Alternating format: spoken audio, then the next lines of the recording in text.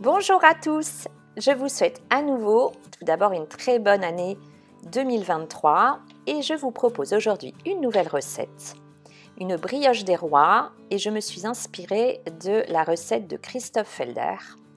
Donc je vous donne tous les ingrédients dans la description de sa recette de base et moi j'y ai apporté quelques petites modifications. Vous savez que j'aime bien y mettre ma petite note, ma petite touche personnelle. J'espère que la recette va vous plaire. Je vous laisse découvrir toutes les étapes en images.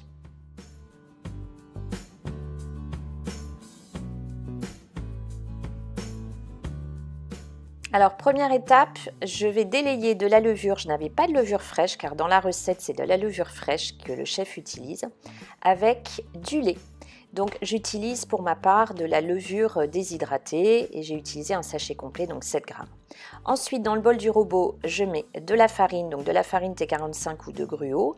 J'ajoute le sucre semoule et 2 œufs entiers.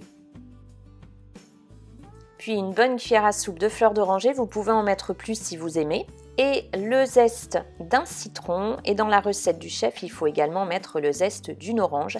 Alors bien sûr, citron et orange non traités ou bio. Donc après quelques minutes, j'ajoute ma levure délayée dans du lait. Alors attention, le lait doit être tiède, pas chaud, sinon ça va tuer votre levure. Et je commence à pétrir. Alors dans la recette, le chef dit de pétrir à l'aide du crochet. Moi, j'aime mieux commencer à l'aide de la feuille. Et ensuite, quand ça a commencé à se mélanger, j'ajoute le sel pour éviter également de mettre le sel en contact avec la levure. Donc je l'ajoute après. Le chef préconise de mettre tous les ingrédients ensemble.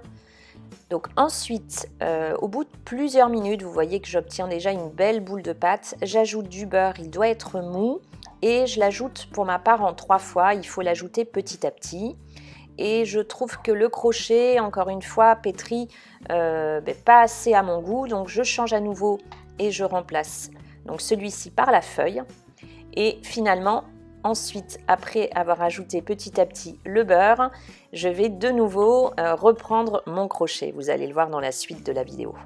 Alors pour toute recette de brioche, le pétrissage est vraiment très important. Donc pour la première étape, sans le beurre, j'ai pétri pendant une bonne dizaine de minutes. Et là, pendant 20 à 30 minutes. Oui, c'est très long. Et je me suis amusée à ajouter, comme vous le voyez, de la pâte de pistache parce qu'il m'en reste pas mal dans mon placard. Alors c'est vraiment pas dans la recette, ça c'est ma petite touche, j'avais envie de mélanger de la pistache et de la fleur d'oranger. Donc après 20 bonnes minutes de pétrissage, je forme une boule que je place dans un saladier propre. Et direction la pièce la plus chaude de la maison ou l'endroit le plus chaud, je filme et je laisse pousser tranquillement. Donc dans la recette du chef, il est indiqué jusqu'à ce que la pâte double de volume. Donc pour ma part, il m'a fallu environ 1h30, même si je trouve que celle-ci n'a pas beaucoup gonflé.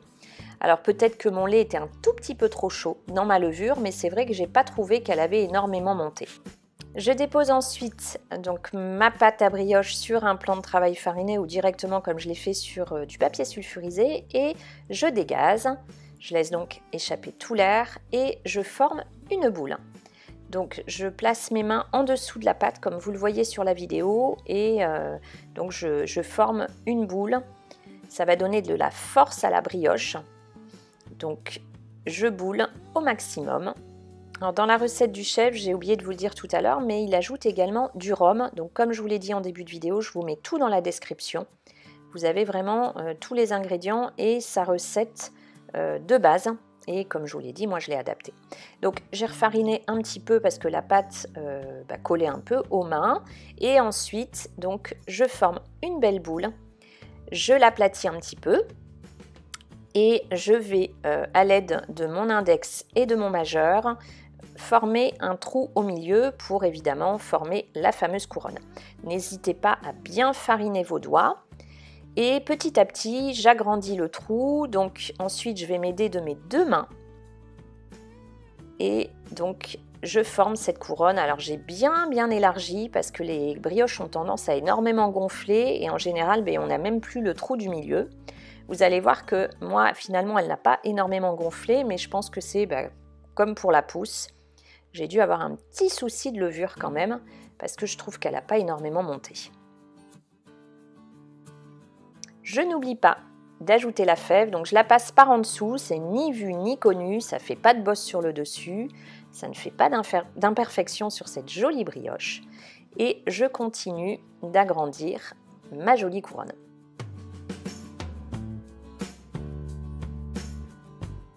Quand celle-ci est formée, je la laisse à nouveau à température ambiante dans la pièce la plus chaude toujours de la maison, l'endroit le plus chaud, pendant 1 heure environ. Pareil, il faut qu'elle ait bien doublé de volume, donc moi je l'ai laissé une bonne heure.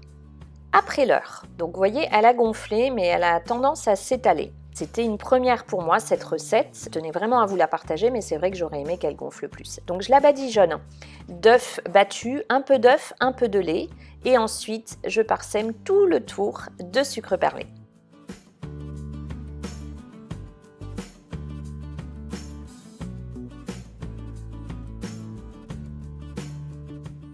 Puis direction la cuisson dans un four préchauffé à 165-170 degrés pour une durée de 25 minutes environ, donc ça c'est à adapter en fonction de votre four.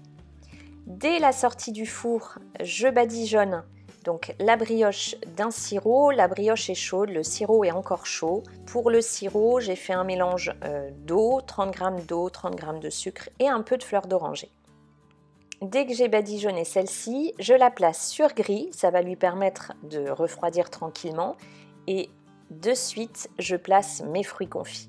Dans la recette du chef, il y met des cerises confites. Bon, pour ma part, moi j'y ai mis des oranges. Vous pouvez mettre des citrons. Après, vous faites vraiment selon vos envies. Juste le temps de la laisser refroidir, ou vous pouvez même la déguster tiède. La brioche des rois de Christophe Felder, ou plutôt façon Christophe Felder, est prête. On va pouvoir maintenant la déguster. Si vous avez aimé cette vidéo, pensez à déposer un petit j'aime, pensez à vous abonner. N'hésitez pas à me suivre sur les réseaux sociaux Facebook et Instagram. J'espère vraiment que cette recette vous a plu et je vous dis à très vite pour une prochaine recette.